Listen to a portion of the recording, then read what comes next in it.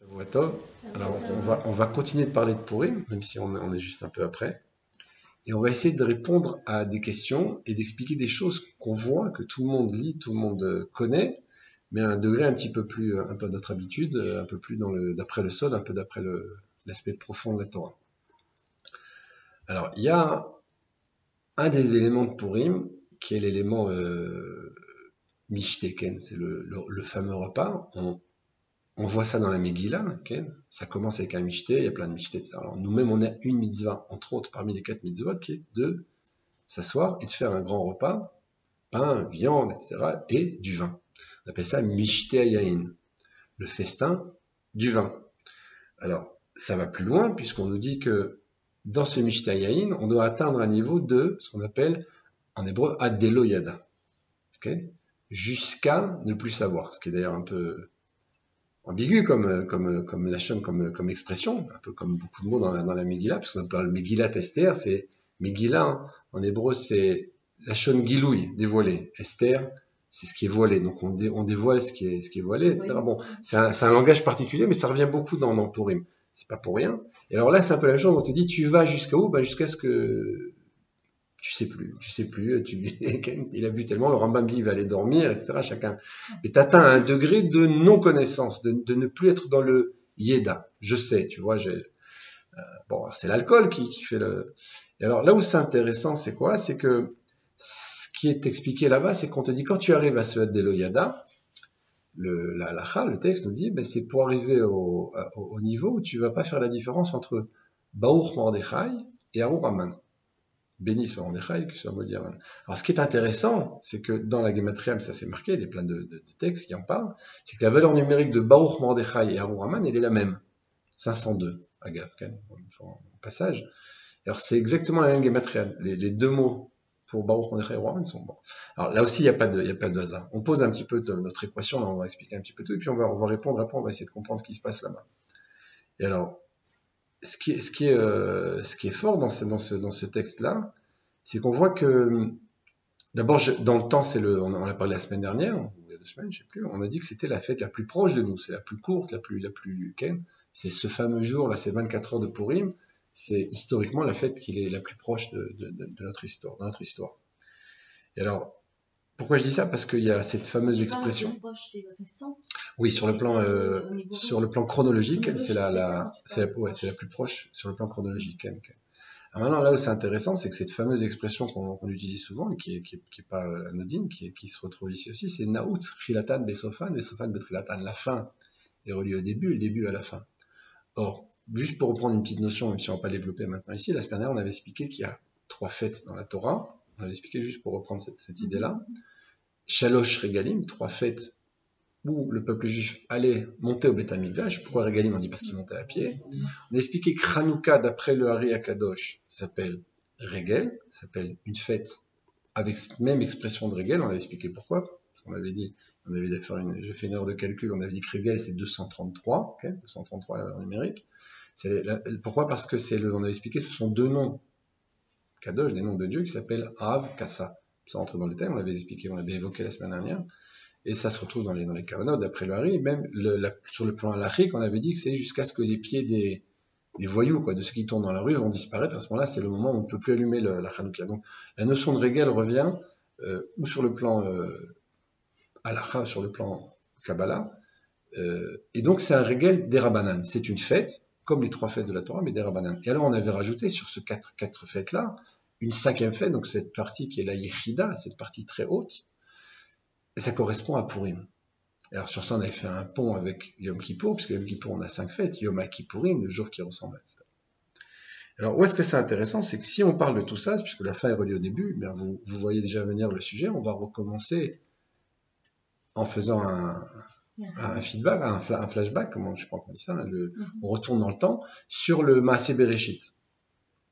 Et si je viens sur le Maaseh Bereshit, eh bien on a un sujet qui est très intéressant, c'est la façon dont la mort est intervenue dans le monde. Pourquoi c'est arrivé? Parce qu'il y avait une interdiction de manger du Etz Adaat Tov Vara. Tu parles de manger de l'arbre de la connaissance du bien et du mal. Ok?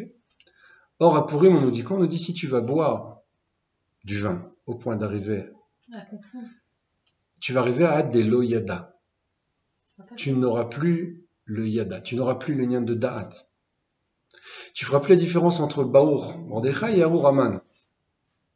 Or, Haman, dans la Megillah, dans les mots même, il sépare. Quand Esther va voir le roi, il lui dit quelqu'un veut nous détruire. Et le roi dit à Esther, qui c'est? Il dit Haman Ara Azé. Ce mal-là, c'est un mot étrange. On ne voit pas d'ailleurs, ça ne revient pas beaucoup dans les textes. Haman, ce mal-là. Pourquoi tu dis ce mal-là? Azé, Ken, elle le décrit comme ça, Ara Azé. Parce que c'est le Tov Vara qui a commencé là-bas, au monde de l'arbre de la connaissance, quand ils ont mangé. Et alors on a une lutte ici entre Mordechai, qui est le reflet d'après donc la Kabbalah de Moshe Rabbeinu, qui s'appelle Tov, dans le texte. C'est un de ses noms d'ailleurs dans la Torah. On va pas maintenant entrer dans tous les détails kabbalistiques parce que Moshe est dans Hatzilut, Mordechai est dans Bria au niveau des mondes, mais c'est le reflet, c'est la prolongation de Moshe Rabbeinu. D'ailleurs, c'est le maître de la génération. Donc il est Tov, il est bon dans Bria comme Moshe est Tov dans Hatzilut. Donc ici, j'ai une lutte entre le Tov et le Ra, entre le bien et le mal, entre Mordechai et Haman. Ça va encore plus loin, ça veut dire que Haman va réparer. En passant, juste un petit exemple pour comprendre jusqu'où ça va réparer quelque chose de très profond, même au niveau d'Yarakov, qui est Israël, c'est tout le peuple juif. Yarakov s'est prosterné devant Esav, et ses femmes, ses servantes, etc. Or, Mordechai est le seul, nous dit le Passouk, Lo Yichra, Lo Ishtachave. Il a face à lui le descendant de Esav, il est lui-même le descendant d'Yarakov, et à l'encontre de son ancêtre, il ne va pas se prosterner devant lui. Il répare. Hein? Tu as dit Haman tout à l'heure. J'ai dit Haman? À quel niveau j'ai dit Haman? Avant que tu as dit, au début, tu as dit, il vient réparer. Haman va venir réparer. Ah, pardon. Mordechai va venir. Ouais, ok. Pardon. Mordechai va réparer la faute. C'est pas une faute. Alors, au niveau d'Yaakov, on peut peut-être parler d'une faute. Enfin bon, cette démarche-là de Yaakov qui se prosterne à Esav. Mordechai est le descendant de Yaakov.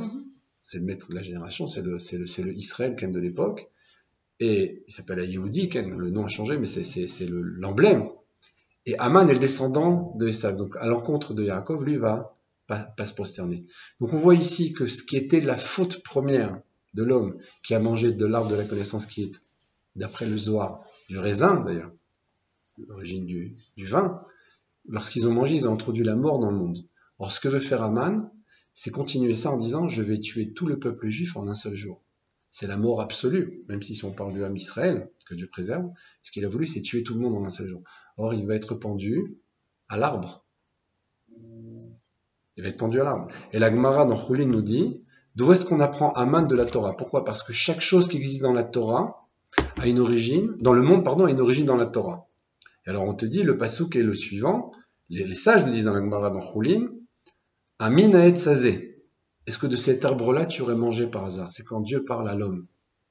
Et alors les sages nous disent, c'est pas Amin, parce que c'est écrit He, même non, c'est les mêmes lettres, mais c'est Haman. C'est la Gemara, Choulin. Une question. Quand tu parles il est pendu à l'arbre, c'est à cet arbre-là, tu fais référence à l'arbre de la connaissance où Adam et Chava, ils ont mangé. Donc en fait, ça serait le tikkun de ça. Tout est dans le tikkun ici. À la fois son nom, puisque son nom, d'après la Gemara, c'est Amin Haetz. Alors le Rachid dit là-bas, Itlé à la Haetz, il va être pendu à l'arbre. On appelle ça Haetz, avec un He Ayedia, l'arbre.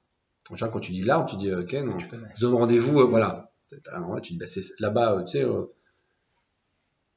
niveau du Ken, à tel endroit. Maintenant, quand tu donnes une définition, alors qu'il y a, je sais pas, moi, 50 arbres, tu dis, on va se rencontrer là-bas au niveau du chêne, au grand chêne, Ken, par exemple. Bah, il y en a qu'un, on sait, il est plus grand, etc. Bon, il y a ici quelque chose qui fait que on peut pas se tromper. Alors, quand tu dis Amina Etz, est-ce que de cet arbre-là, tu as mangé? C'est pas Amin, c'est Aman. C'est les sages disent dans la Masechet Choulin. Donc ici, j'ai le tikkun de Adam, Arishon et Trava qui ont mangé de cet arbre, ce fameux arbre, qui est le bien et le mal. J'arrive pas à faire la différence. Depuis ça, la mort est introduite dans le monde. Il va être pendu à l'arbre. Son nom va venir de l'arbre. Et alors, ce qu'on disait tout à l'heure, ça va encore plus loin, c'est que dans le Shoresh, dans la source première, le bien et le mal, ça se passe ici en bas, mais au niveau de la source. La valeur numérique de Baruch Mordechai et Arour Haman, elle est la même. C'est 502 dans les deux cas. Alors, qu'est-ce qui ferait la différence entre le bien et le mal? C'est sa matérialisation dans le monde, quand ça descend en bas. Ah, une fois qu'il descend, Une fois que ça descend, avec le Tzimtzum, une fois que ça descend et que ça se concrétise, ça va prendre. Mais tu vois bien que s'ils ont la même valeur numérique, il y a une force égale. Il y a quelque chose. D'accord, il y a un point commun. La valeur numérique, ça nous donne une idée sur l'égalité qui existe entre les deux personnages. Et plus que l'égalité des personnages, c'est la fonction. Un est dans la bracha, l'autre dans la klala. Mais à l'encontre de ce qui va se passer là-bas, Aman, lui, va disparaître, puisqu'on l'appelle Aman Ara Azé, on l'appelle ce mal-là, et c'est le texte d'Avegila, à l'encontre de Mordechai, qui est lui le représentant de Moshe Rabbeinu, c'est la Torah qui nous dit aussi, dans le bien, donc il s'appelle lui Tov, quelque part, puisqu'il est le successeur de Moshe, qui est lui-même Tov. Donc on voit jusqu'où ça va. Alors maintenant, ça va encore plus loin, pourquoi? Parce qu'il y a marqué dans la Torah qu'à Purim, les Juifs ont accompli ce qu'ils ont reçu déjà à Matan Torah. Alors, vous vous souvenez on a fait un petit peu un cercle de cycle de conférences sur ça, de cours sur ça, sur le droit et le rond, vous vous souvenez. Alors, au moins de la création du monde, on a quelque chose qui est dans le Yoshia, quelque chose qui est dans le droit, c'est l'homme, puis face à lui, il y a le serpent. Or, ce serpent va donner naissance à Amalek. Amalek, eh bien, c'est Aman. Donc, on revient encore au même système. Ça veut dire que ce qui s'est passé au moment de la création du monde, je le retrouve en Matan Torah. Face à ce droit-là, c'est quoi? C'est les louchot qui se dévoilent. On a en face de nous le Hegel. On avait dit le Hegel, la Shonigoul, c'est le rond. Ça revient encore une fois ici. Pourquoi? Parce que tu vas voir que dans Purim, c'est complètement lié à Shavuot, complètement lié au nom de la Torah. Pourquoi? Parce que c'est marqué, ça aussi c'est une Gemara, c'est un texte connu, et c'est le texte d'Amegillah. Kimu Mashikibu Gvar. Ils vont accomplir ce qu'ils ont déjà reçu. Ils ont reçu la Torah au Har Sinaï, et la Gemara dans Shabbat, ou le texte dans Tanhuma dit, ils vont recevoir ici la Torah orale dans sa totalité. Ils l'ont reçu aussi au Har Sinaï, mais là ils vont l'accomplir. Donc ils vont Kimu Mashikiblu va. Ils ont accompli ce qu'ils ont déjà reçu. Donc ça veut dire que Purim se rattache à Matan Torah, qui lui-même se rattache à la création du monde. Pourquoi? Parce que ce fameux serpent, il est revenu dans la personne, enfin dans l'animal qui s'appelle le Hegel, puisque le serpent, on a dit, il est dans le rond, que le Hegel, le même étymologique que le Higoul, il est aussi dans le rond, et il va faire tomber le peuple juif, comme on dit tout à l'heure. Il y a des forces absolues qui se dévoilent, quelque chose d'extraordinaire qui se dévoile à ce moment-là. Et de la même façon comment Dieu se dévoile dans le monde et il a donné la vie éternelle, le Gan Eden, tout ça va tomber à cause du serpent, ça va revenir au monde Matan Torah, quand Dieu va redonner encore une fois la vie éternelle. Et là, on va avoir encore une deuxième fois cette chute à cause du Hegel, et ça va revenir au monde Purim. Ça veut dire que là va venir Aman, il va vouloir tuer tout le monde. On a cette notion de mort absolue qui va revenir. Et lui est le représentant, c'est descendant d'Amalek, c'est marqué, et il s'appelle d'ailleurs, la Gemara lui dit, il appelle avec un nom, j'ai pas le nom qui m'échappe maintenant, le nom d'un serpent. Donc on vient encore retrouver cette notion-là chez Aman, qui est le serpent de l'époque, si on peut dire comme ça, face à Mordechai. Et c'est là qu'on va voir la victoire absolue. C'est en ça que c'est quelque chose de très grand pour lui. C'est que ça va se passer, il va être pendu dans l'arbre. Il a été lui-même appelé en rémèse, en allusion avec ce terme de l'arbre. Et tout ça va se retrouver. Donc ça va encore plus loin si on veut regarder encore dans d'autres textes, d'après Rabbi Levi Yitzhak, le père du Rabbi. C'est qu'il dit lui-même que Aman a une mère qui a le même nom que Avraham Avinu. Or, Avraham s'appelle celui qui va donner naissance à une koufa de 2000 ans d'histoire, 2000 ans de Torah, pardon. Il y a ce qu'on appelle 2000 ans de Tohu, c'est marqué dans la mail, 6000 ans, 2000 ans de Tohu, 2000 ans de Torah et 2000 ans de Yemot HaMashiach, des jours du Mashiach. Or, Avraham, même si c'est pas lui qui reçoit la Torah, c'est Moshe qui la reçoit. Mais à partir de lui va commencer cette koufa, cette période de la Torah. Pourquoi? Parce que c'est le premier juif. Or, on a la faute dans l'arbre de la connaissance, du bien et du mal, on a dit tout à l'heure. On va avoir la faute chez Noach avec le vin, parce qu'il va boire de ce fameux vin-là. Et Avraham va recevoir ce qu'on appelle le Schar Kulam, le Sachar de tous ses prédécesseurs. Et lui va amener la période de la Torah, cette fameuse Torah qu'on va recevoir véritablement à Purim, alors que là-bas il manquait quelque chose au moment de Matan Torah, puisque la Gemara nous dit qu'il va à Alem Arkegigit, il a mis sur le peuple juif la montagne comme un couvercle, il dit vous recevez la Torah, c'est bien, vous la recevez pas, je détruis le monde, parce que le but c'est ça. Je ne l'ai pas créé pour autre chose. Donc on voit ici, on ferme un cycle extraordinaire au niveau historique, au niveau spirituel, au niveau ken, vraiment à tous les degrés dans cette fête de Purim. C'est juste une idée qu'on donne ici, il y a bien entendu beaucoup plus à dire, mais c'est énorme sur le plan spirituel, sur le plan historique. Je ne sais pas si vous avez saisi un petit peu toute l'idée qu'il y a derrière ça. C'est quelque chose vraiment de géant, quoi, de géant. Je ne sais pas s'il y a des questions. Moi, j'ai une question. Quand tu dis qu'il a été pendu à l'arbre, moi, je sais pas, j'avais lu qu'il a été pendu avec une potence. La potence qu'il avait. Non, à Etz, la Megillah dit à Etz Gavoa Hamishimama, l'arbre qui est haut de 50 coudées.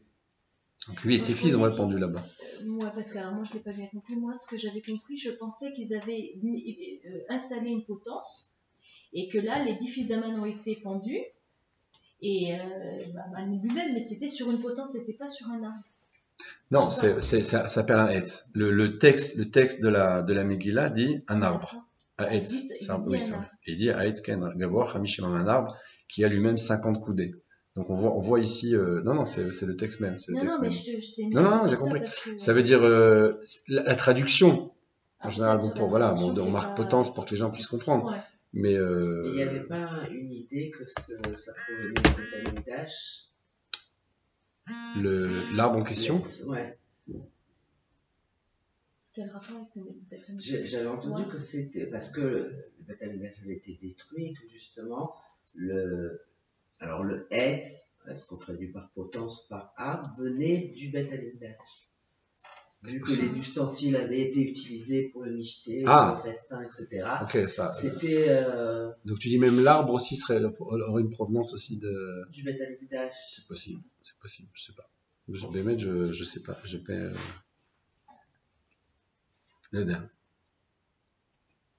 Alors donc tout ça, donc pour revenir maintenant pour conclure cette fameuse notion de Adeloyada, ça va très très loin si on réfléchit bien. C'est-à-dire que la faute première était quoi? La faute elle était dans le Da'at, okay, pour reprendre les textes même. Dans le Da'at, c'est-à-dire cette notion de Atachonel Adam Da'at, dans la prière, on dit tu donnes, ce qu'on dit justement Motsei Shabbat, faire la différence entre le jour et la nuit, Israël et les non-juifs, etc. La Gdusha, ce Da'at-là, entre le bien et le mal, eh bien, cette faute de Adam et Chava, elle était dans le Da'at, puisque ça s'appelle l'Etz Ada Torah, l'arbre, justement, de la connaissance du bien et du mal. Et Aman va être pendu sur cet arbre, et lui-même, étant le rat, le mal absolu, va disparaître, et il ne restera plus que le bien. Donc, il y a ici une préfiguration de ce qui se passera quand Mashiach va venir. C'est pour ça que cette fête est la 5e fête, parce que Adam Arishon était l'essence même, il correspond à ce qu'on appelle la Keter, le niveau qui transcende tous les 4, il y a 4 mondes. Maintenant, il est au-dessus des 4 mondes.